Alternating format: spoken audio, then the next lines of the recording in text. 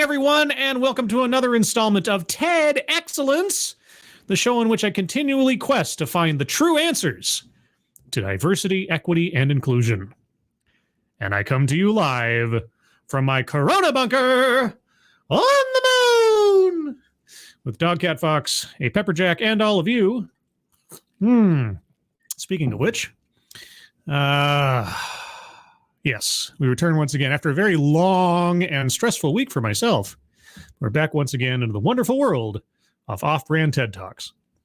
But before I get into tonight's subject matter, who's joining me for this adventure?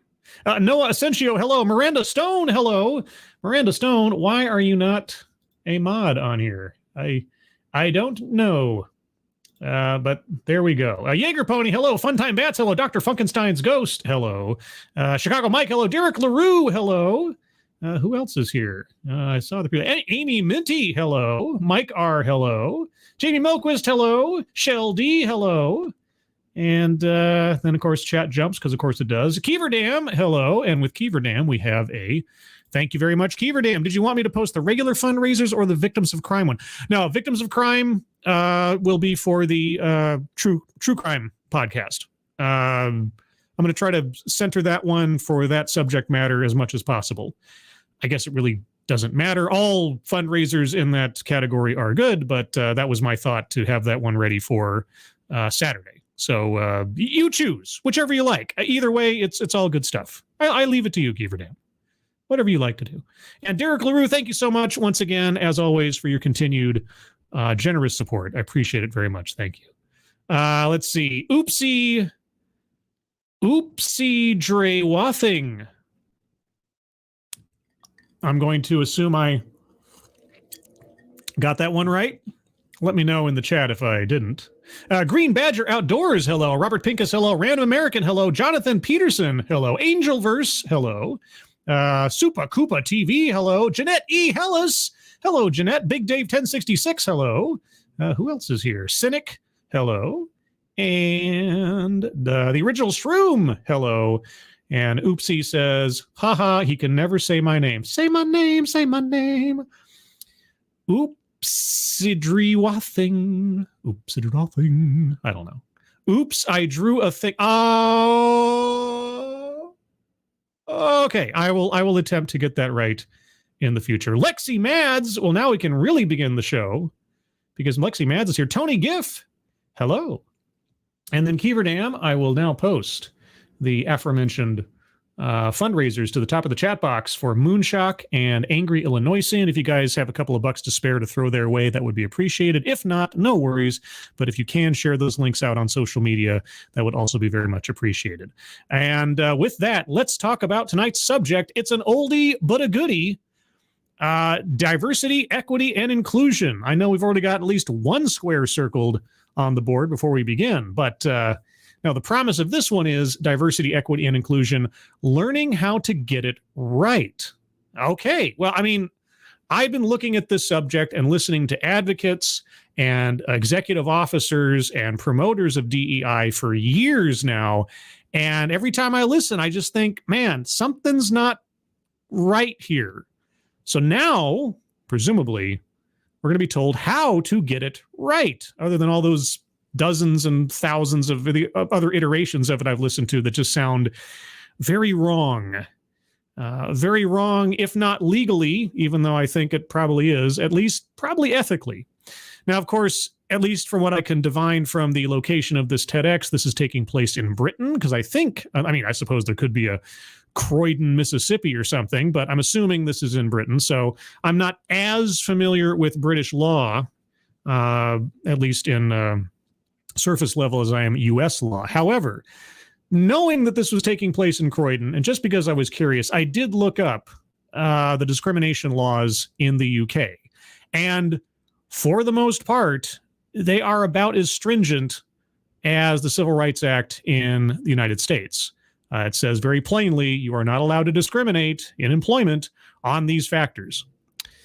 So, on that basis, and with that sort of generalized understanding, I'm not going to be much of a legal analysis here, but I'm keeping that in mind as we go on to see what our speaker has to say about the subject, because that really is It really is the dividing line of how you approach this, because no matter how many letters you add on to it, whether it's equity, inclusion, belonging, engagement, justice, whatever, there's that first step in the diversity step you have to get past. How do you achieve diversity? What constitutes a non-diverse candidate in a job?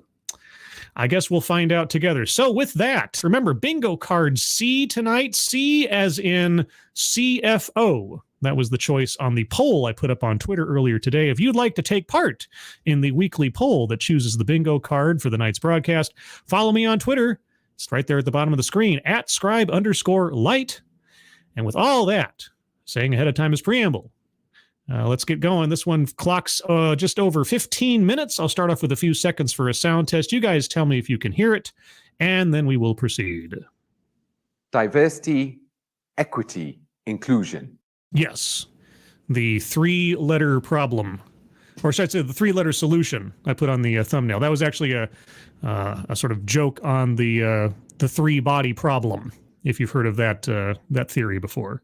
Let's see. Sounds good to me, says Dr. Funkenstein's Ghost. Sounds good, says Mike R. Oops, I drew a thing, says sounds good. And circle that square, says Kieverdam. You are correct. Before we've even gotten a whole 10 seconds into this thing, we have a square to be circled. So let's go over to the bingo card and circle diversity, equity, and inclusion. Remember, this is bingo card C. And just for the heck of it, I'll also circle free space because, well, free is a good price. Okay. A topic that we've heard so much about in the last couple of years. I mean, couple, if you mean at least 7 in my world. An area that we see so much investment in. Every organization trying to drive change, trying to create a workplace that's more inclusive, a society that's more inclusive. Yeah, and most of the businesses that put a lot of money into DEI, what's the first thing they end up cutting when budgets get tight and the economy starts to contract? Oh yeah, DEI, because it's so effective and necessary. In the US alone, last year, $8 billion was spent on diversity training. Yes! Oh man, I've said it before, I got in the wrong business.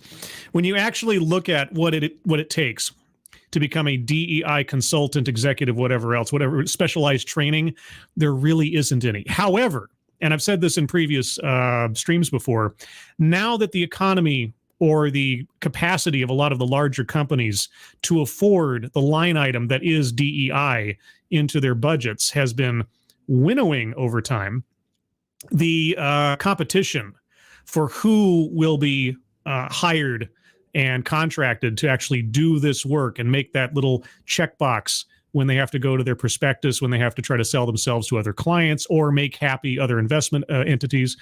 Yeah, that's going to become more specialized. It's going to become more elite. You're going to have some really good credentials in order to get your piece of that $8 billion pie. But let's think about that for a second. If he's correct, and I'll just assume for the sake of argument he's right, $8 billion market to take on in the DEI space. I swear, if I in another dimension, I hung out a shingle at some point and became a DEI consultant just for a laugh, and I made a lot of money, a bunch of money. And many more billions globally to try to create that equity that everyone wants to see, feel in the workplace. Equity, yes. Equality of outcome, right? Proportional representation, lacking proportional performance. A lot of P words there in prep. But anyway, yes, that's equity. We want equity in the workplace. We want everybody to be at the same spot, regardless of their ability, skill, or effort. Yes, that's truly what we all want. However, one of the things that's come to light is that it's not driving the change that we want to see. Oh. We're not achieving the success that people want to feel in the workplace. After $8 billion spent? Okay. Why? Or what are your theories on the why and the wherefores?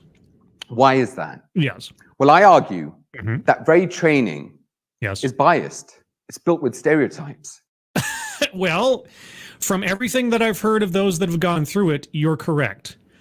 because diversity, setting aside all the other words, requires you to assume that people of a particular appearance need special consideration because of stereotypes. Yes. Also, the assumption that the workplace you're coming into to train in diversity already possesses discriminatory thoughts, practices, or a culture to begin with. Otherwise, why would you need to come in to teach people how to be nice to each other if you didn't already presume guilt of the people that are present? It has assumptions. Yes. It's not always diverse.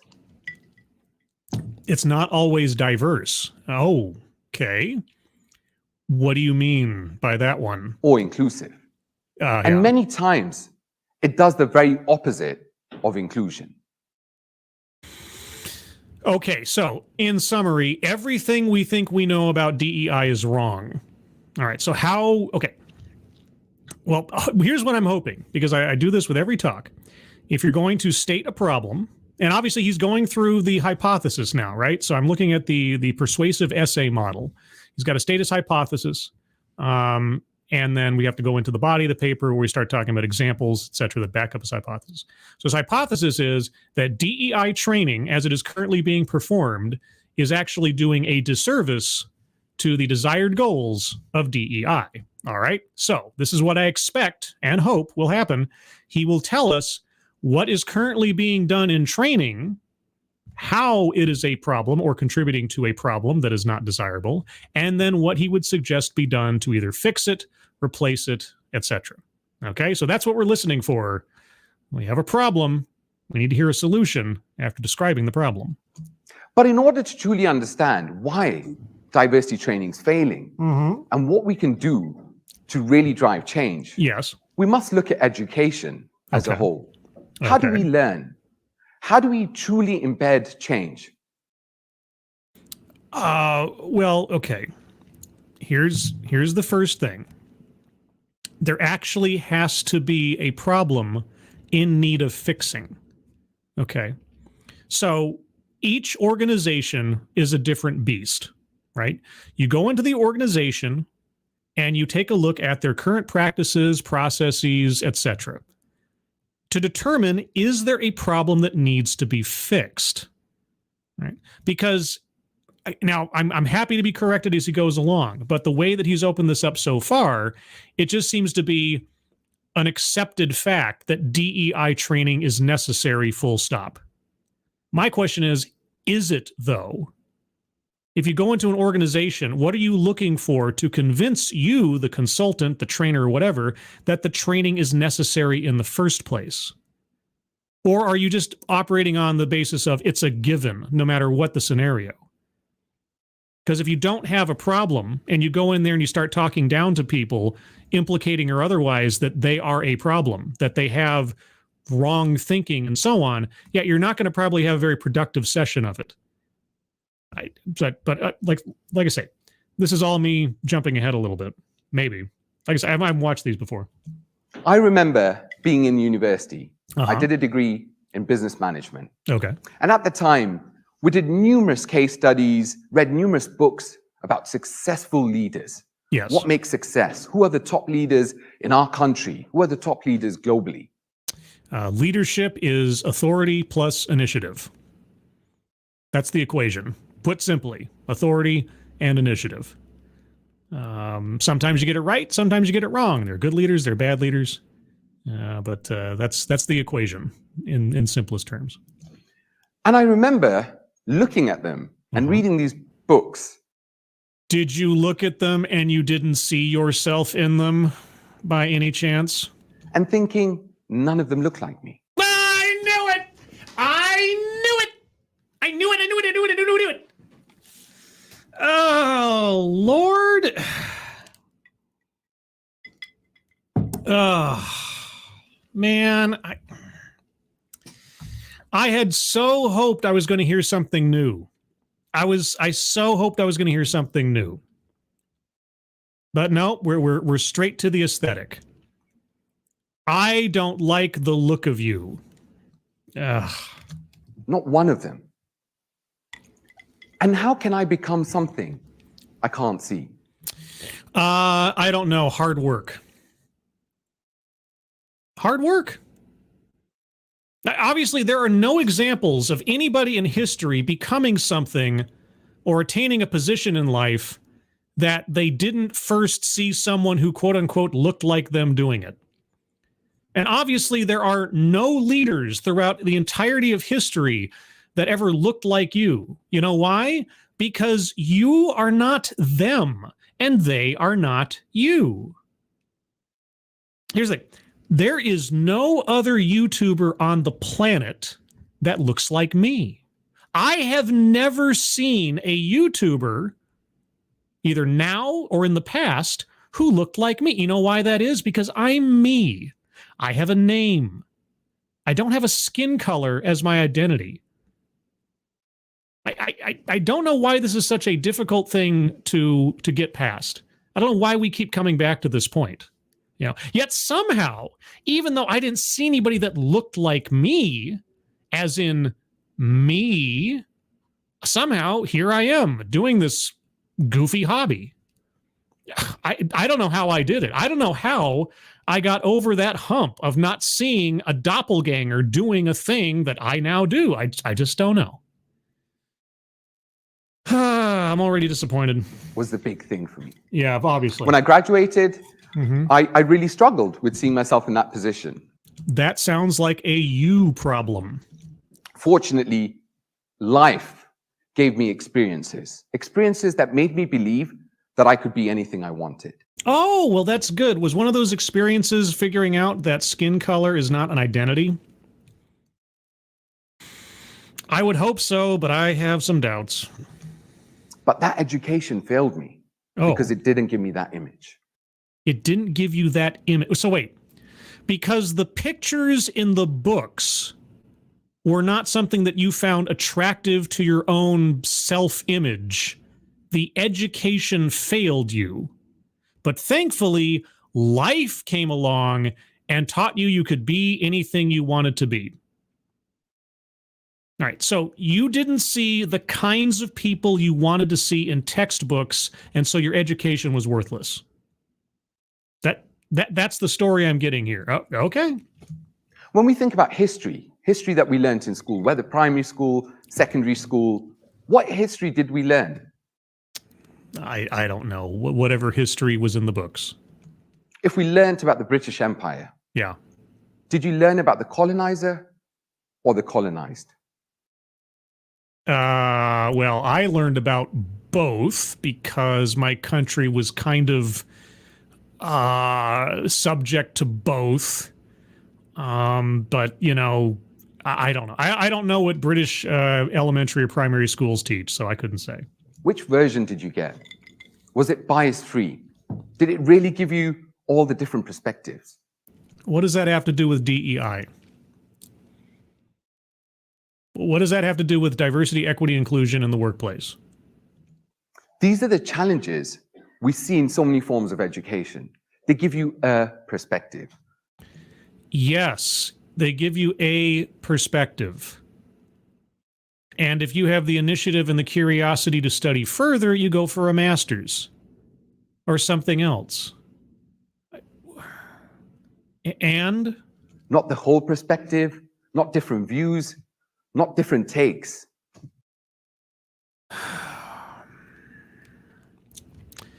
In primary school, there's not really a whole lot of time or attention span to go into the deeper aspects of history, culture, and so on.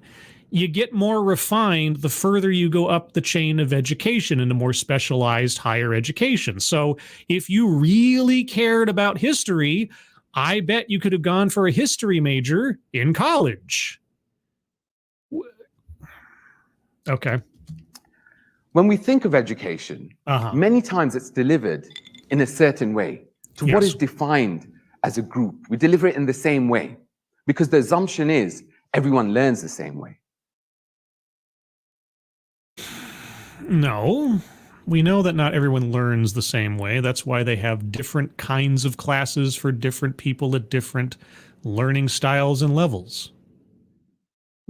There is a standardized education If you are struggling in one subject or another for whatever reason, you have tutors. If you're struggling overall because you have a learning disability, they have other programs for that too. No, we do not assume that everybody learns the same way.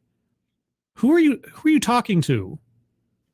Everyone absorbs information the same way. No, they don't. And we don't assume that any rational person, let me put it that way, any rational person does not actually believe that. That's so far from the truth. You're right, it is. And, okay. We know people learn in different ways. Yes. We know people are neurodiverse. Neurodiverse, some people are stronger in math than they are in English. I am stronger in English than I was in math. Is that neurodiversity? I feel like I'm being talked down to here. They have different ways of taking in information. Yeah. Okay, I'm going to circle benevolent condescension. Going over to the bingo card, circling benevolent condescension. Yeah, it's like, no. Let's also go over the card real quick to remind ourselves what we're listening for. Plays victim. Yeah, I didn't like the pictures in the textbooks. Okay. Leaves out vital context. I'm going to give it some more time. We need some more information. Nothing dramatic has come up yet. Let's put it that way, as far as I can remember. Weightless example. We'll see about the whole history thing, about the whole education thing. I'm still waiting to see how this feeds into D.E.I. Anecdote that probably never happened. He hasn't really given us that many anecdotes yet, or at least nothing so specific as I would think it was and then everybody clapped kind of situation. Self-vilification or wretchedness? No. Feminism? No. Childhood or family anecdote? So far he's only talked about his schooling and college years, his university education and such, I think. I don't know if that counts as childhood, so I'll wait on that one. Privilege? No, not yet. Sales pitch for product or service? No.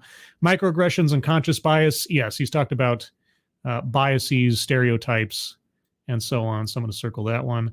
Patriarchy? No. Wage gap? He hasn't gotten into economics yet. Mind reading or assumes motives? Yes, but I'm going to wait for a more dramatic example if there is one. We can come back to that one.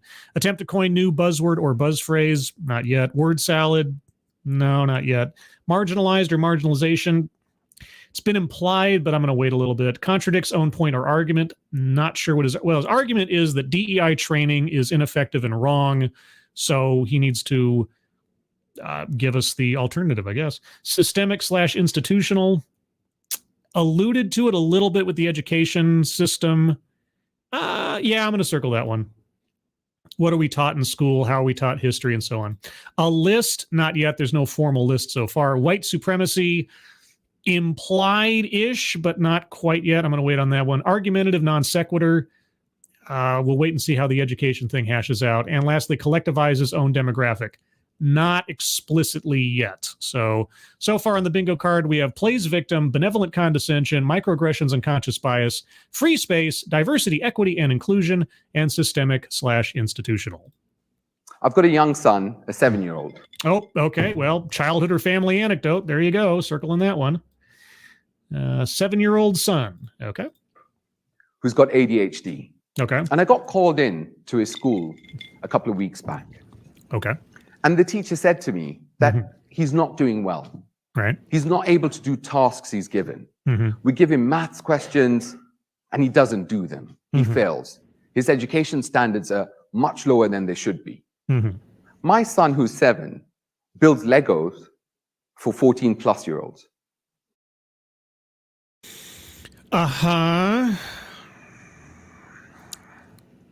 And he has this brain that's fascinating. Yes. He can do things I couldn't even imagine to do at his age. Okay. And I said to his teacher that if you want him to learn, you have to adapt your style, not him adapt himself to fit in.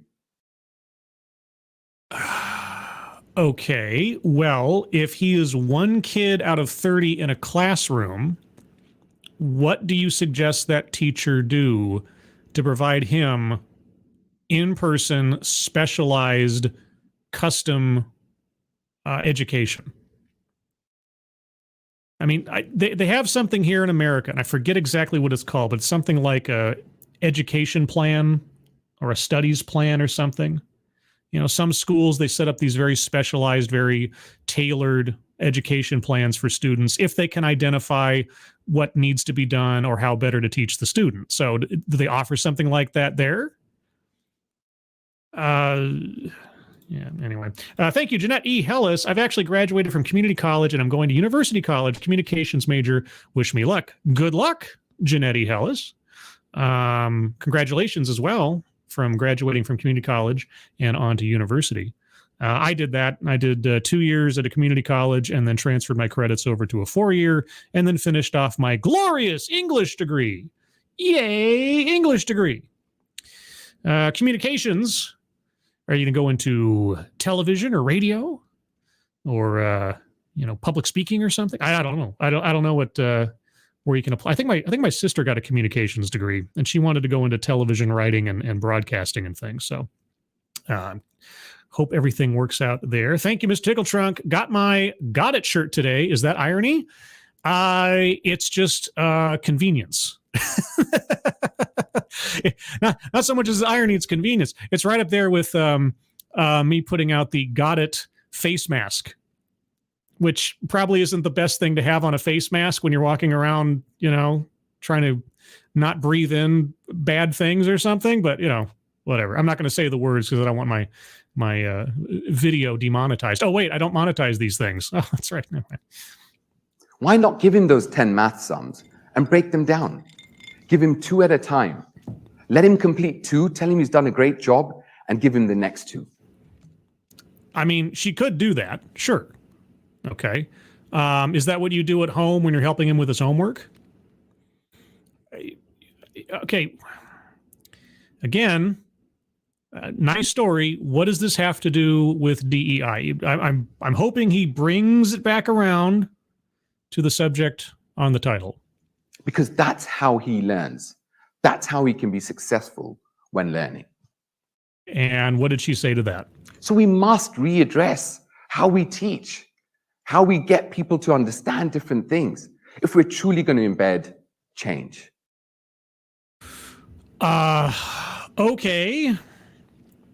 So how is this going to be applied? Or how do you think it should be applied to DEI training? How is DEI training currently failing because of this? And then when we think of diversity training, yes, or diversity education, it's built with so many different elements that are not having the success that we want to see. Yes, because every extra letter you add on there just, it obscures things. It makes things very, very strange and convoluted. Diversity, equity, inclusion, belonging, engagement, justice, on and on and on. Uh-huh. Let me give you some examples. Examples? I love examples. When we learn about diversity, yes. What do we see? What do we see? People who care about the aesthetics of an individual prior and almost irregardless. Oh no, I said it. Oh no, I said it. Oh, that was a mental typo. No, did I do that? I'm so sorry. I'm so sorry. I've broken the English major code. I've used a nonsense word. Oh, Lord. Oh, and now I'm just confuzzled. Yes, regardless of someone's merit, we focus on their aesthetic. We focus on their identity insofar as the adjectives that describe their physical makeup. That's the problem with diversity. In this context, usually we have a poster up with a person. That's someone who's a person of color. That's someone who's a member of the LGBTQ+ community. Uh-huh. Really? Does one person or one image describe a whole community? You're the one that wanted to see a picture of someone who looked like you in a textbook, in order that you could believe that you could rise to a position of leadership.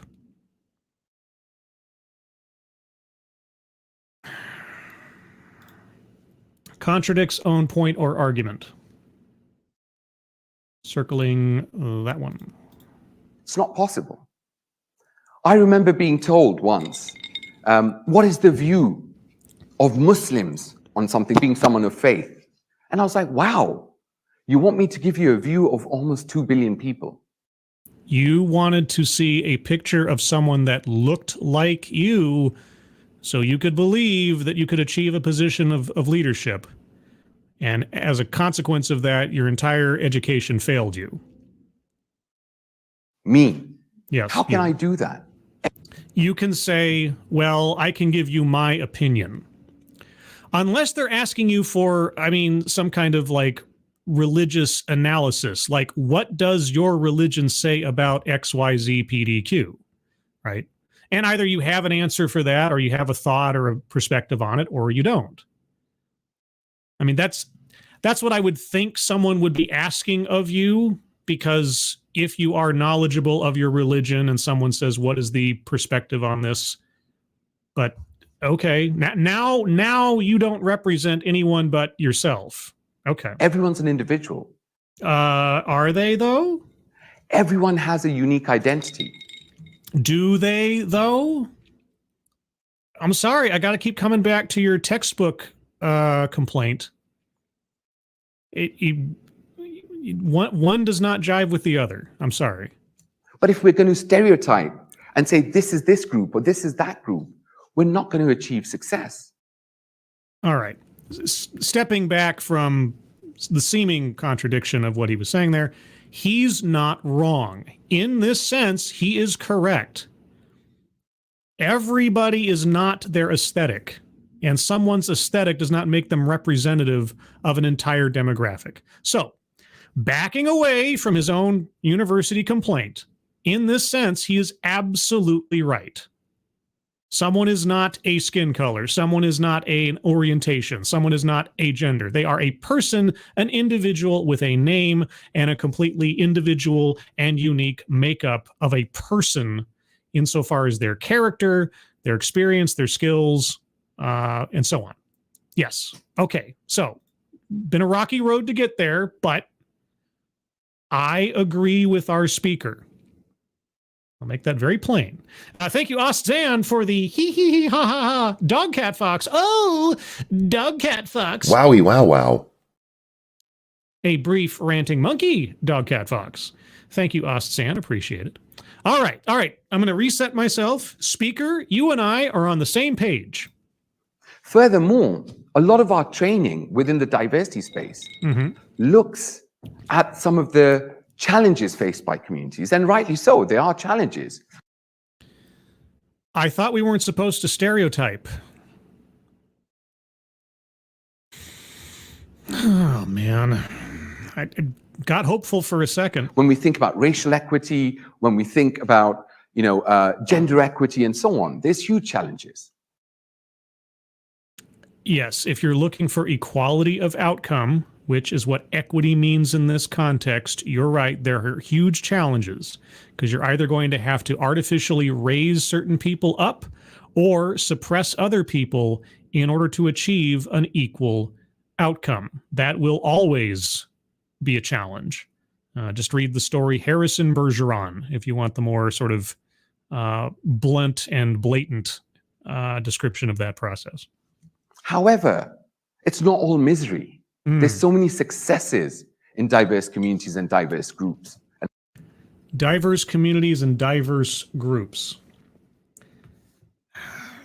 Again, you say nobody represents an entire, and not to stereotype, but then underrepresented groups. Oh yeah. Why do we not hear about them? We hear about them all the time. At least I hear about them all the time. Maybe I just live in a bubble. I'm circling marginalization.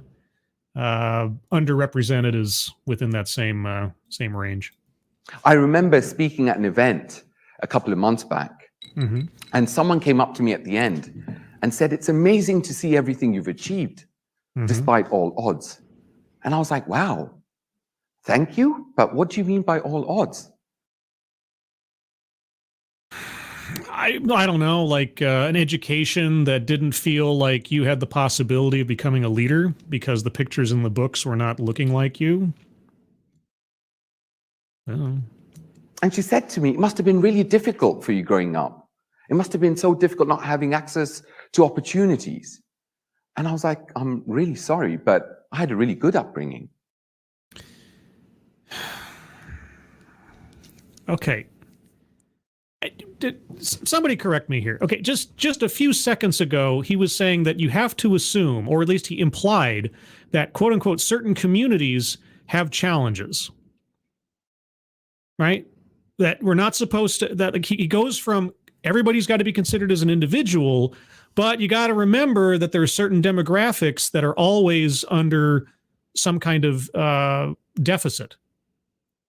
Right? Didn't he just say that? So now a lady comes up with that same perspective that he just said that is obvious to assume, but now it's a wrong thing because his individual experience does not match with her stereotype belief. Thank you. Oops, I drew a thing. While promoting my book, I think of buy my book, buy my book, buy my book. Yeah. The Critic. A wonderful animated series that probably went on as long as it needed to make its impact. There are a lot of other cartoon series out there that nobody remembers anymore. But man, The Critic was so well done. And so much of it is so relevant today if you go back and watch some of those episodes. Yes. Oh, John Lovitz. You're such a hero. Thank you, Oopsie. I'll just call you Oopsie if that's okay. Anyway. Yeah, so she made an assumption about the condition of your life and your lived experience, and you corrected her. Not the one that you think I had.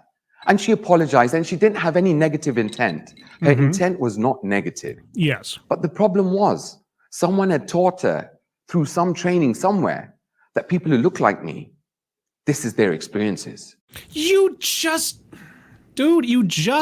said that certain underrepresented communities have problems, right? Have barriers, have difficulties. You just said that. If you don't want to promote the idea of making assumptions of the quality of someone's life based on the demographic they belong to, then why are you doing it? Why are you saying it in one instance and then opposing the idea in the next? Someone somewhere taught her that. You were just telling us that was true. Well, this is their journey. So it hadn't built in the unique identities within that training. The unique identities. Okay. All right. The other big challenge when we think about diversity training is what perspectives do we give? I don't know. I'm trying to whittle down and figure out what is your perspective, because I keep getting a lot of contradictory information. What do I mean by that? We give dominant culture perspectives. Dominant culture perspective. I mean, I guess it depends in which country you are operating, because each country has its own unique culture. What do you propose then? Many trainings around the space are either a British version or a US version. So what version would you prefer? With the assumption that that same diversity elements that we focus on will work in every single country globally.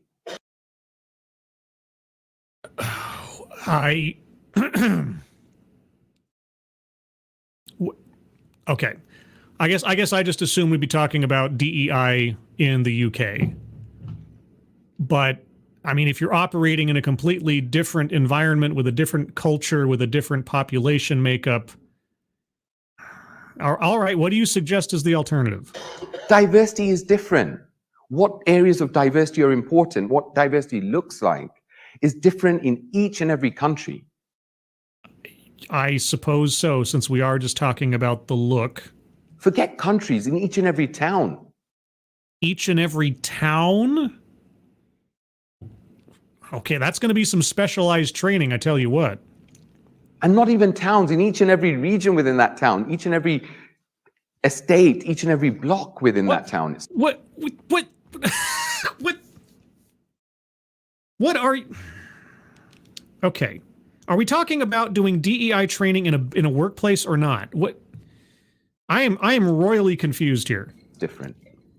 But if we give one version and expect everyone to understand that, how will that actually reach out and speak to the people? Well, here's what I would assume, and I've talked about this before when I've listened to DEI consultants and professionals try to describe their job, and I alluded to it earlier. What I would assume, because I've been through in my former corporate job, I went through the process of having consultants come into the business because we were doing a giant upgrade on our computer systems and our software. Okay. The systems and software we were using at the time that I joined the company was software and setups that were quite honestly out of the 1980s. Okay. And this is in the early 2000s. I know it's a long time ago now, but that's the way it was. And so they were having consultants come in to help transition us into a more recent software set. And part of that process was they had people come to every department and analyze what each department did, what their current systems were doing, what they needed to have them do in an upgrade, and so on. It was this long, very, very detail-oriented process because they had to come in and assess the extent of work that needed to be done, go back, make an assessment of what needed to be changed or how things could have to be implemented, and then they made the changes. So I would assume, and I know it is a dangerous prospect to do so, I would assume that a DEI consultant coming into a company to do training would do some investigation ahead of time and look at the company. And, they'd come in with some kind of, somewhat standardized model of how a DEI compliant company should be doing their stuff.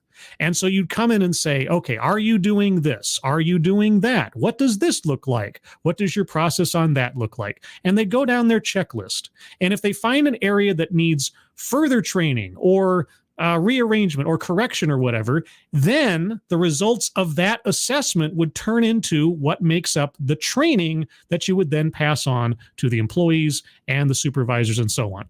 That is what I imagine a DEI consultant does or would do or should do. So, of course, there's never going to be a single one-off model for how to do DEI training. At least I would think there wouldn't be, unless, of course, you come into any space with an assumption that everything needs to be corrected and every subject needs to be covered, because obviously everybody in the business is inherently biased or racist or sexist or something, and there's only one way to do things, and this is it. But you need to describe to me, what is your process? I don't even know what our speaker does. I'm assuming that he is a DEI professional of some kind. I'm just going to assume that. I don't know anything about our speaker. So how do you do it? Or how would you suggest someone do it? I need that information. How will it train individuals to engage with each other? Are they not already engaging with each other? Train individuals to engage with each other. To what end? In a workplace? Are they not already? If they're not, why not? What does that have to do with diversity? Teamwork? What? Many trainings in the diversity space are done through the corporate space. Yes. You're given one version, right? So what a company believes in. These are our top 5, top 10, top 3 areas of diversity. We believe in this. Can you give me an example? Like an active example, right? You don't have to name the business or anything. Just, a common theme in corporate diversity training is this, and this. Something like that. How can we learn if we don't have more information? If we don't have different perspectives? Exactly. That's what I'm asking for. Within that diversity training. So what is the solution? That's what I've been wondering this whole time, even though I'm not still quite clear on what the exact problem is. Well, I think it's a few things. Okay. The first is, that sounds like the beginning of a list. I'm going to circle a list. Okay. The first is our source of information. We cannot train with one source. What do you mean one source? You go into a company to give a diversity training, and? We must look at open source information. Like? Why can diversity training not be about all the different views on a topic? Such as? We don't have to give one perspective. Our society right now is so divided. There is no middle left. Yeah, why is it divided by any chance? You got any theories on that? Have any ideas about why we keep dividing ourselves up into groups instead of focusing on individuals? Making assumptions about people on the basis of one comment or an appearance or something else? Any ideas on that? You're either very far left or very far right. Mm-hmm. And we don't speak to each other. In summary total, you're probably right, yes. That is a problem. How would you suggest we solve for that? But how are we going to truly change and embed that change unless we look at the differences, we look at the differences we have? Or we accept the commonalities between us and look at the differences as not necessarily deal breakers. All right? All right, we try to actually end bigotry. Actual bigotry, right? The definition of bigotry, hating someone for their opinions, right? I mean, polite, civilized disagreement. Bring that back. That's what we need to do, right? Accept that people are going to be different, but find common ground. Like, for example, and I thought about this the other day, like, I am really getting excited, and I hope you guys are too, about this true crime discussion panel show I've started doing. The next episode's coming up this Saturday at 3 p.m. Pacific, 6 p.m. Eastern. And I've been sort of stressing out about how am I going to attract all these disparate people who have their own things about stuff and everything. And in my mind's eye, I'm kind of like, none of the other stuff matters. We all share a passion for true crime stories in one form or another, right? That is the unifying thing. That is what's going to, everything else aside, we don't have to talk about any other subject, even if a true crime content creator, for whatever reason, and it's entirely true, maybe their political or social perspectives on the world are in diametric opposition to my own, right? But I know at least one thing. We have a passion for true crime and telling those kind of stories and looking into those kinds of mysteries, right? So none of that other stuff is relevant. It doesn't matter, right? When it comes down to just let's discuss the thing that we are mutually excited about. That's what we have to start doing more of. Looking past the irrelevancies of our differences and thinking about the world. Short of something that's so dramatically terrible or catastrophic that you just can't be in the same room with someone. I mean, don't get me wrong. There is a place for some kind of bigotry, right? If there's somebody in my neighborhood who really, really enjoys true crime, but also enjoys torturing kittens, I'm probably not going to get along with that person. So everything within moderation, but elsewise, aside from something criminal going on, right? This is what you need to focus on, right? It's not dwelling on our differences so much as hyping up those things that we can get along with and looking and really assessing things as how important is it that someone likes a different sports team than I do? How important is it that someone is a DC fan versus a Marvel fan, right? Some of these things are functionally irrelevant, like skin color, like gender, and on, just for getting along with people.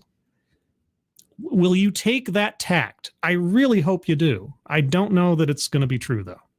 Diversity has never been about us all agreeing. If we all agreed on the same things, that wouldn't be diverse. You're correct.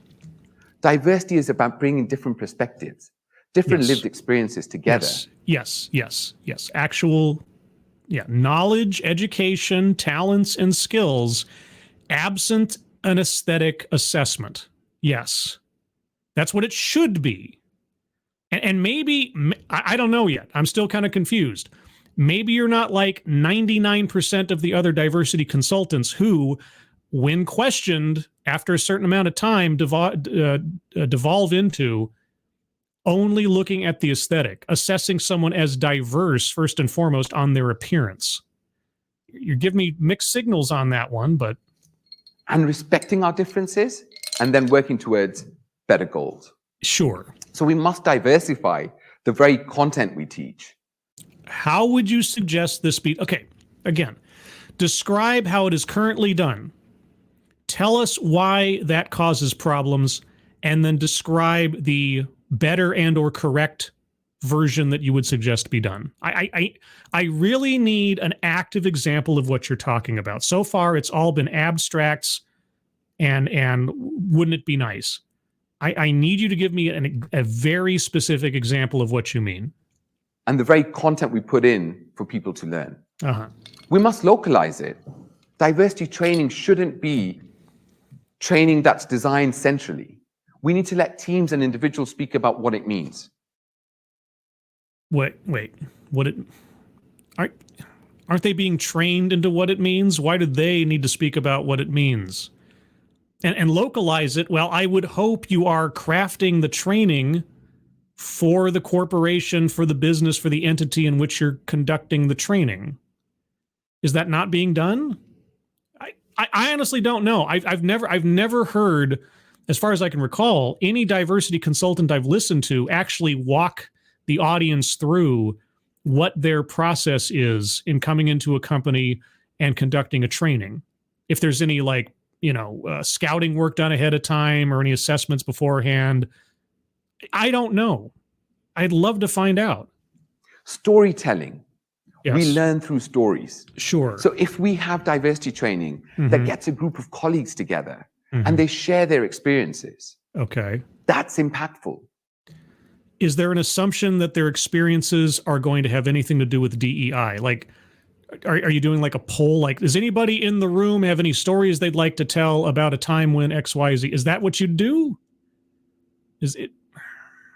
I hate that I have to ask these questions. It should just be, when I go into a company and I'm doing diversity inclusion training, I do this. It could be as simple as that. We learn through each other. Human interaction. Yes. The biggest learning we can have. Maybe. The other big thing is we need to move away from just one form of learning or education when it comes to diversity. You've said that many times now, but you haven't given us any examples. What is one way and what is a better way? Traditional classroom-based learning has a part to play. It's good. Okay. But we must think about experiential learning. How? How do we create experiences that truly drive change? Okay. How do you do that? If I asked any of you to speak or to remember a time that you were taught something in the classroom, you could probably go back a few years, maybe even a few weeks. But if I asked you about an experience, you could probably go back to your early childhood.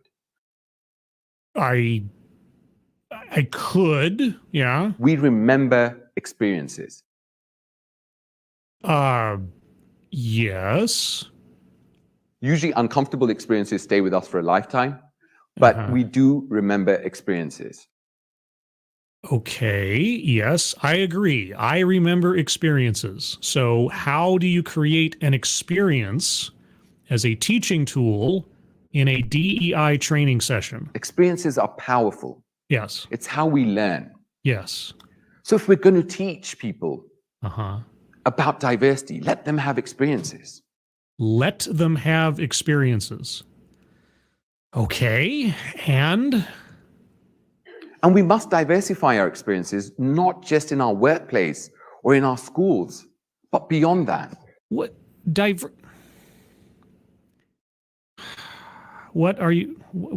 you mean? If I asked any of you to write down your 5 closest friends, how different are they to you? They are all different to me.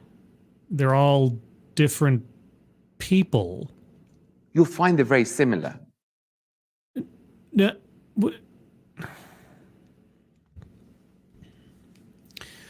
I have a sneaking suspicion this is not going to improve. I have a very sneaking suspicion this is not going to deliver on what I had hoped. If I list off my 5 closest friends, I'm going to find they're very similar. Actually, no. Without going, like, okay, here. I'll just go off my 5 closest, like old school, like, you know, and I'm not, this isn't me dissing on anybody else, but I'm just going to go to my closest circle of OG YouTube friends. Okay. A ranting monkey. All right. The guy is a grandfather 3 times over now, married with 3 kids and 3 grandkids at this point, if I'm not completely forgetting how things work in his family. He has a spinal injury. He likes Red Dead Redemption. And we disagree on, at least mildly, on a whole bunch of different subjects. None of those things apply to me, except for disagreeing on subjects. Like, I've never played Red Dead Redemption. I like watching clips of it, you know, but I'm not married, don't have kids, don't have grandkids. I don't have a spinal injury, knock wood, or knock Formica. Let's see, Sinatra.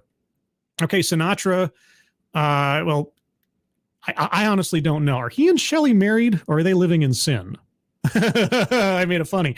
Anyway, but he's got kids. He's got a dog. He mixes drinks. He's got a very popular talk show. He lives in Ohio, and he deadlifts a whole bunch of stuff and does a bunch of weights and gym things. Almost none of that matches me. Satsu 2 cents. The guy's a genius chef. He's married. He's got a beautiful daughter. He's working on building his own business. He put himself through and exceeded at, or I should say excelled at, cooking school. I didn't do any of that. It doesn't apply to me at all. A tailed feature, right? He was a school teacher. He's a rock god musician. Also, he's Scottish. I can't do any of that. Wait, and he can speak Scotch Gaelic, which I, you know, better than me. Although he would probably not say he does a very good job of it. And let's see, who's my 5th old school YouTube pal? Who could that be? I'm trying to think, but nothing happens. Oh, Irate Alex. What am I talking about? Irate Alex, right? I mean, he's British. I would never be such a thing. I mean, no, I'm not. None of them are similar to me. We're vastly different. What do you? I know what you're talking about. I'm wondering if you're going to say what you're talking about. So unless we diversify our experiences outside of our workplace, our studying environment, we're not going to learn. Okay. Mind reading assumes motives. If I didn't already, I should have. Yeah, there we go. Circle in that one. We're creatures of habit. I go to the same restaurants. I sit in the same chair in the restaurant. Yeah. But that's not going to teach me anything. How do you know? How do you know? Try something new at the restaurant. Change your habit a little bit. Go to the same restaurant. Order something different. Expand your mind a little bit. Right? Talk to different people in the same place that you're familiar with. You know why? Here's the thing. Maybe you meet some other regulars who share your appreciation for that restaurant. Right? Diversify your life in the things that you enjoy. You know, like a true crime talk show. I must try different experiences, even if they're uncomfortable. Okay, well, good for you. What if I don't want to? What if I like where I'm comfortable at? What if I like things that I like? Thank you, Miranda Stone. I clicked the wrong one, and now I have to put a sentence in here. Is there a cream for that? Thank you so much, Miranda. That is ridiculously generous of you. Thank you so much. Everybody, say hi to Miranda Stone. I don't know. What title would you prefer over on Dave's Lemonade? Are you the are you the queen seed of the lemon over Dave's Lemonade? Do you have some title over there you'd appreciate? Yes, if you guys haven't checked out Dave's Lemonade, be sure to do so. True crime channel on YouTube. He's currently in the process of building up his next grandiose and extremely detail-oriented analysis of a trial and criminal case. I was fortunate enough to watch him try to do a little bit of work earlier today. So go check out Dave's Lemonade. And if you happen to join Dave's Discord, at some point you can probably say hi to Miranda. Speaking of Discords, I'll bring up mine later on. Okay, anyway, where were we again? Because that's how we learn. Yes. And that's how we truly will drive change in the diversity space. By going to a different restaurant? Okay, dude, you've gone through 11 minutes of a 15, nearly 16-minute presentation, and I have yet to hear an active example of what it is you think needs to be changed about DEI training to improve the outcomes. Even though I don't think you've even described in detail what the negative outcomes are yet that you're wanting to change, but are we going to get there? Group learning, so powerful. As groups, how can we learn? How can we come together and share those different ideas? Because we're in groups and we're asked to interact with each other in discussion. How do we create psychologically safe environments? Well, padded cells and a whole lot of medication kind of help. As I mentioned, there's so much fear of saying the wrong thing. Yeah, why is that? Let's discuss that for a moment. Why is there so much fear of saying the wrong thing? What is the wrong thing? Of offending someone. Yeah. Not knowing the right terminology to use. Yeah. When it comes to diversity. Okay. That can't help. If we're not talking, how would we learn? So, what do you suggest be done to create a safe psychological space where people can speak freely without fear of offending somebody, or at least everyone giving everybody the benefit of the doubt? By what method would you achieve this end? How do we create psychological safety to come together and have those difficult conversations? I don't know. Would you please tell us? Ask someone that, look, I don't know what the right phrase is, or I would like to know more about this, and we share. That's it? That's it. I profess my ignorance. Please teach me.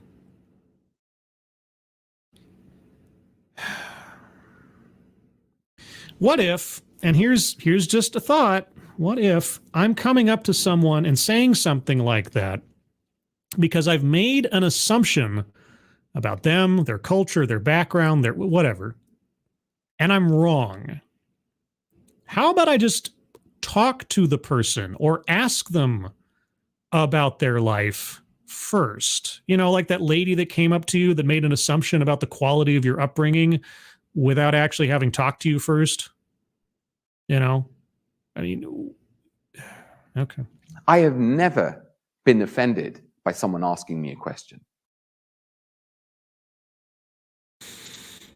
I just brought up that story. In his anecdote, did the lady ask him a question, or did she just make a statement of? I don't know. You've never been offended by someone asking you a question. Never is a really long time. But I have been offended by someone making an assumption about what my needs are.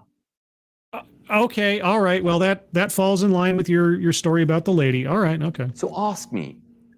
Ask what I would like. I don't care. Like, here's the thing. If we're talking about the workplace, I've brought this up before. I'll obviously bring it up again. Professional distance. Okay, professional distance. I only need to know enough about you for the sake of my work, first and foremost. If we develop a relationship outside of simple work tasks and work concerns, great. But it is not necessary for me to know all the intricacies of your life if we are simply coworkers. Okay? That should be the first line in this thing? How can we promote professional distance first and foremost and not get into everyone's business all the time? And I'm rhetorically speaking to our speaker, if you and I were coworkers, I don't care about what restaurants you like to go to. I don't care about your upbringing. I don't care about your religion. It is irrelevant to me. If we find out that we share some common interest or something in the course of chit chat or whatever, then great. If we don't, I'm not going to be crying on my pillow about it. I'm just going to come to work the next day and do my job. This is the other aspect to the whole DEI in the workplace thing that always gets me. It's like, okay, I don't need to know who you like to sleep with. Your orientation, it's none of my business. It's none of my business. Why do I need to tell my entire co-working staff or whatever personal stories about my life or my uncomfortableness or da-da-da-da? Maybe I don't want to. Maybe I just want to go to work, do my job, and go home. Is that just too simple a concept these days? To just want to have a separation between my personal life and my work life, and to assume, at least on default, that that's what other people want too? I don't know. Maybe I'm just old-fashioned. And then self-led learning. Learning is our own responsibility. Then why do you have DEI trainers? We must learn, whether it's through traditional forms of learning or whether it's through experiential learning. We can own that journey of learning. How? Give me an example. Give me an organization that you went into that had a problem that you identified as a problem, and then you addressed it with X method. What? It is not the responsibility of anyone to educate anyone. It is not the responsibility of anyone to educate anyone. Well, guess what, teachers? Guess what, professors? Guess what, DEI trainers? You're out of job. You're just out of a job. Okay. Now, I was about to hit the button. He might say something in the next 10 seconds. I'm going to give it a shot. We can champion that learning. Okay. No. Never mind. What? What is that? What the fuck is that? I tried. No. You talk about university, you talk about classrooms, you talk about going to your son's teacher regarding his math competency and how to teach him correctly or better in how to do math. You talk about diversity trainers, but it's no one's responsibility to teach us, to educate us. Did I already circle contradicts own point? Yeah, I did. Okay. All right. Many times over the last couple of years, I've heard people from underrepresented groups saying, demographics. I mean, underrepresented, not quite sure what that necessarily means, but let's be clear about what we're talking about. Demographics. You are not in a group on the basis of your aesthetic inherently. There's no shared handshake. There's no membership card. Demographic, not group. That people have come up to them and said, tell me about this. Teach me about that. Yeah. Not everyone wants to share their experiences. You've never been offended by a question. No one wants to share their experiences. Then what was the part a minute ago about storytelling and having people, I'm assuming again in a workplace, share their stories? What if they don't want to? What if the question assumes something about them that's not true and they take offense at that or feel uncomfortable about that? right? Or someone asking you, what is the Muslim perspective on this thing? Which is it? Seriously. And it is not the burden of an underrepresented group to educate. An underrepresented group. That presumes that someone being asked this question is therefore a representative of the quote-unquote group, which you just said earlier is... You're correct. It is not the responsibility of any one individual to be thought of as representing an entire demographic, and that somehow they should be expected to have the answers to everything that pertains to said demographic. You're correct. That is a correct statement. Someone else. Let me back up a little bit. I cut him off there somewhat. And it is not the burden of an underrepresented group to educate someone else. How do you learn then? What method would you suggest one do to learn about an underrepresented group? I'll just use your terminology. If not to speak to the people within that group, what other source would you recommend they go to? An unreliable source? Or someone who has lived whatever experience is applicable to this situation? Yes, we should talk. And yes, we should have conversations. But that responsibility lies with us. We are the people who own our own journey. What does that even mean? Okay. You know what? I'm going to do something a little radical here. I'm going to stop this here. I'm not going to go any further with this. I've 13 minutes and it's been repetitive nothing. It's just been repetitive pablum. No details, no examples, no specificity, just the same sentiments again and again and again, contradictory all over the place. So I am going to cease watching this here. We're just going to go right to the bingo card. I think we have plenty to go on because we just keep hearing the same things again and again. So that's what I'm going to do. I've made that executive decision. I don't think there's a whole lot of value left. I'm not learning anything from this I haven't heard before, in sentiment at least. Even if I agree with him on some of the points that he's brought up, he quite quickly then seems to reverse on them. So here's the card as it sits now. Let's go on. Leaves out vital context. Yes, we haven't had a single specific example of what a problem is that he would address with a revised, refined, or corrected method. Workplace or otherwise. Just a whole bunch of where do you learn things? Weightless example. I mean, he said I have a couple of examples. What examples did he give us? I don't even remember now. They didn't even stick. Somebody in the chat might need to refresh me on that one. Anecdote that probably never happened.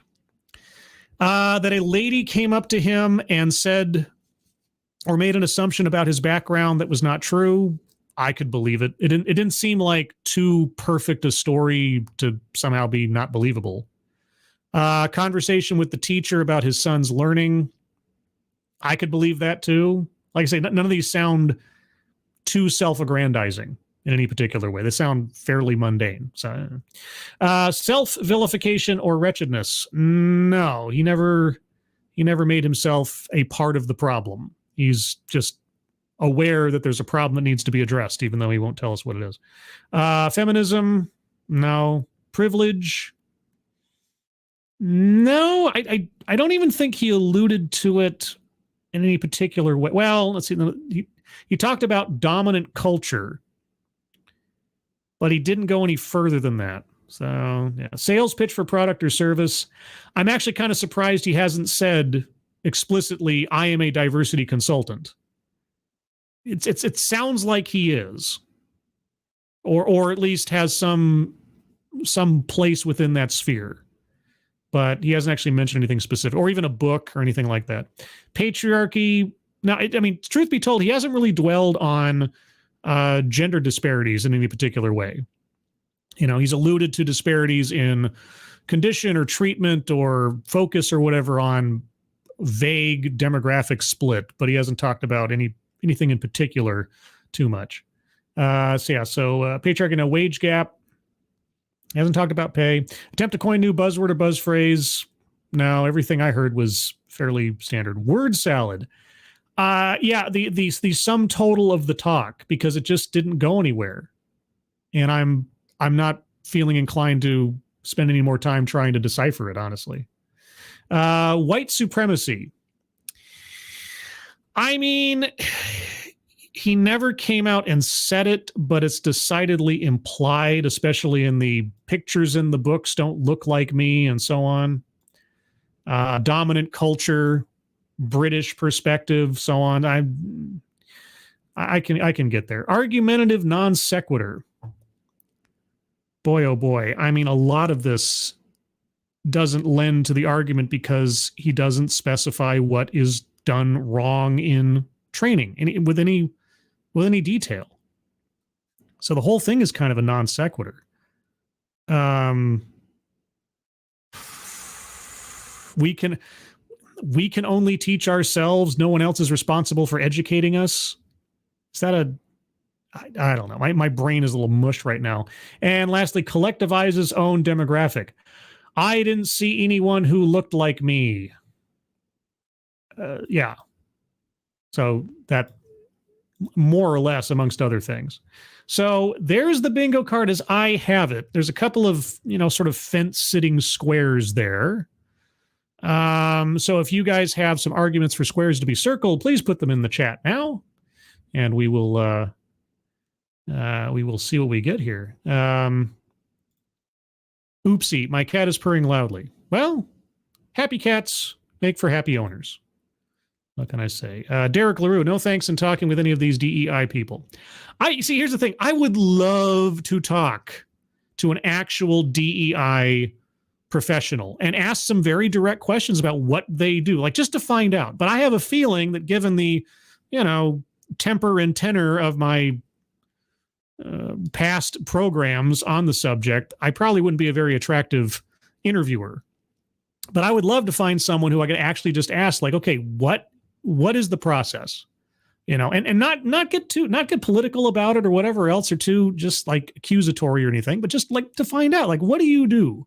Like, you walk in there and then sort of do like a couple of days worth of talking to the supervisors and checking out their processes. Do you have a checklist? Like, what do you do? How does it all go down? Like, what is the method? I've seen bits and pieces over time from different consultant videos I've looked at, but I'd love to talk to somebody who's actually does this professionally and find out those things, or at least how they do it. Let's see.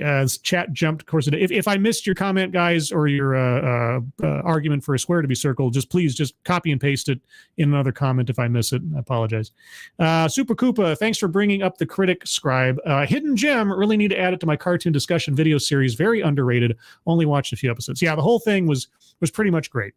Pretty much great. It's like one of those sort of like, it really was, next to The Simpsons, one of the best animated series of that time, but it was far more insightful, and it's satire on the media complex, politics, social snafus and things.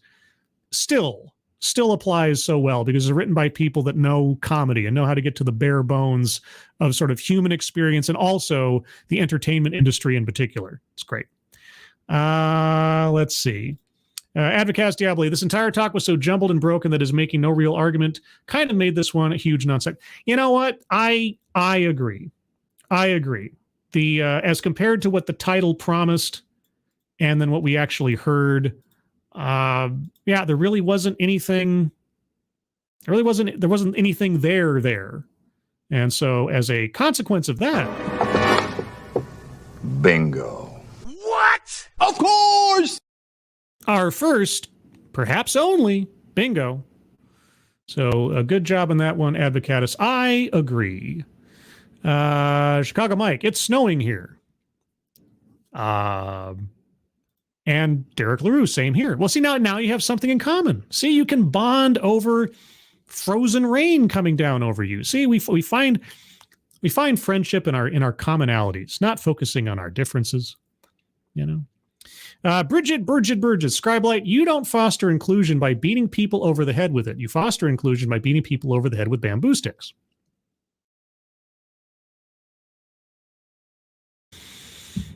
Yes. Well, if you didn't know, Bridget, little known fact, does kendo.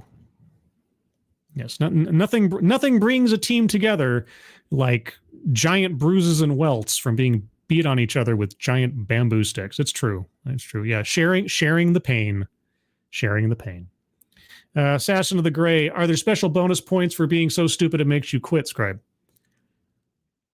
I can't say how stupid it was because he made some points that were at least reasonable, but there was no argument there. There was nothing there. The title says, learning how to get it right. Okay, well, in order to learn how to get something right, you first have to specify what is the incorrect way. Why is it incorrect? And give me an example. Janetti Hellis, a very weird talk, I guess. If you broke it down, he said the same thing and expressed the same sentiments again and again and again, but never got down to the nitty gritty. And now, if somebody else wants to watch the remainder of this and tell me otherwise and say, hey, 2 seconds later, he started giving a whole litany of examples and da-da-da-da, I'll revisit this. I'll revisit the remaining 2 minutes or whatever it was. If somebody wants to go through that, I'm not going to, because I have a feeling it was just going to be further repetition of the same kind of sentiments and nascent contradictions to his own argument, if that is what it was. Let's see. Lexi Mads, this talk sounds like one big gripe against his son's teacher. Changed my mind. I mean, again, I don't know. Like, he gave us two lived examples of his own, the lady talking to him and making assumptions about his background, and his discussion with the teacher. If there was something more to it, if he had some work experience, like, again, I don't know what this guy does. I'm assuming he's a diversity consultant or a chief diversity officer of a company or something. I can only assume, because I didn't look him up or anything. I'm always baffled when I listen to people who are in the industry and just how either impossible or reluctant they are to give, like I say, an active example. Or like, I've been a diversity consultant for 20 years. And one of the common mistakes I see businesses make is like something like that, where you don't have to divulge client information, or you don't have to specify some company that did something wrong. But there must be some commonalities. There must be some sort of boilerplate issues that you come across as a professional enough times that just saying it isn't going to, breach some privacy contract or something. You can just kind of give a generic one. Not give away all the secret herbs and spices to what you do on a podcast or whatever, but just, at least give us an idea of what it is that you do and how you correct for those problems. So, let's see. Posted again, Dr. Funkenstein's Ghost. I guess Dr. Funkenstein is going to give us something. Thank you, Kiever Dam. Non sequitur, his son's schooling and building Legos. Oh, I already circled non sequitur. I already circled argumentative non sequitur because Advocatus Diaboli pointed out that basically the entire talk's a non sequitur. So thank you, Kiever Dam. But you're probably right. The schooling and building Legos thing. He's trying to get across the idea that different people learn differently, and just because they can't necessarily grasp onto this thing, that doesn't mean they don't have talents elsewise, which that's true for everybody, whether you've got ADHD or not. I hate math, right? I was never that good at it, never that strong in it. When I had to do it, when it was part of my job, I learned how to do it. Learning how to do prorated fees and all this other crazy stuff that at this point I've forgotten because I haven't done it in so many years. But, necessity is the mother of education for me, I suppose. But I still hate it. I'm no good at it. Different people are talented at different things. I have a decent facility with words. Great. Bridget likes hitting people with sticks. Everybody's got their thing. It's just, just focus on that. Dr. Funkenstein, Advocatus, you bastard, you stole my bingo. Is that what happened? Okay, well.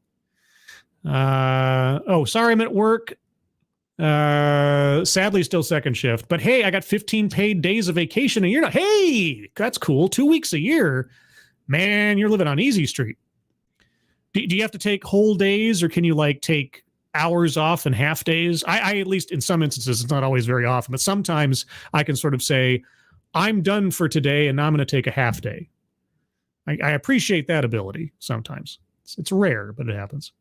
I don't see any other arguments for squares to be circled. I'll give another second here or two because we're not quite at an hour and a half, and that's usually my the limit I like to put onto things. So I'll take the moment to do some programming notes. First and foremost, this coming Saturday at 3 p.m. Pacific, 6 p.m. Eastern, and then 10 a.m. Sydney, Australia time Sunday, if you happen to be over there, will be the third episode of my hopefully continuing series, Living on Borrowed Crime, where I interview true crime content creators about what they do and how they do it and how to try to make a success of it. Joining me will be Stay Awake. And if you look up Stay Awake, all one word on YouTube, like Stay Awake True Crime, you will find Stay Awake's channel. Take a look at Stay Awake stuff in between now and Saturday to get to familiarize yourself with the material. And as well, joining us for the second time in as many months, Dave's Lemonade. He's gotten, thankfully, past his nervousness of being on an interview type show, and he's diving headfirst into a second round, and I'm very happy to have him on. There is a sort of phantom third slot open for a guest. I was trying to, I won't name any names, there's no point in it. Schedules didn't line up, and maybe next time.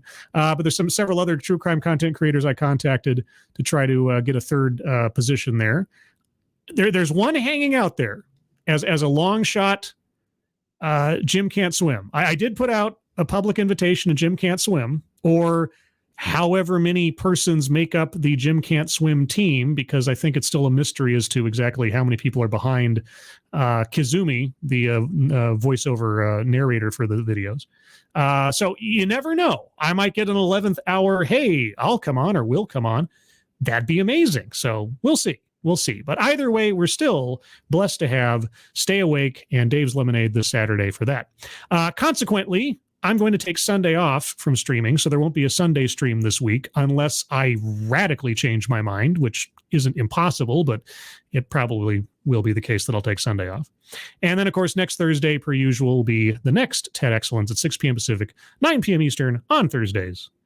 But yeah, and Miranda Stone has helpfully provided the links to both Stay Awake and I think that's Dave's Lemonade's channel. I'm assuming it's not nearly as clear as Stay Awake's is. And anyway, with that, everybody, I'm going to call it here. We got a bingo out of it. We got a WTF and a lot of repetitious, nice-sounding words that don't really tell us anything. Someday I will find a DEI education type video that will tell me exactly how it works, what you do as a consultant, what the process is, and so on. But until that day, everyone, thank you so much for joining me. Moderators, thank you for keeping an eye on things. Even though everyone here is so well behaved, you have very little to do. Everybody who donated either to myself or to the fundraisers pinned to the top of the chat box, thank you so much for your generosity. We all really appreciate it. Everybody, hope you all enjoy the rest of your Thursday. Hope you have a good Friday. Hope you have a fun weekend ahead of you, whether it's snowing or otherwise. I hope you're all safe and well. If you are not well, please get well soon, and I'll see you on the next one. Take care. Bye-bye.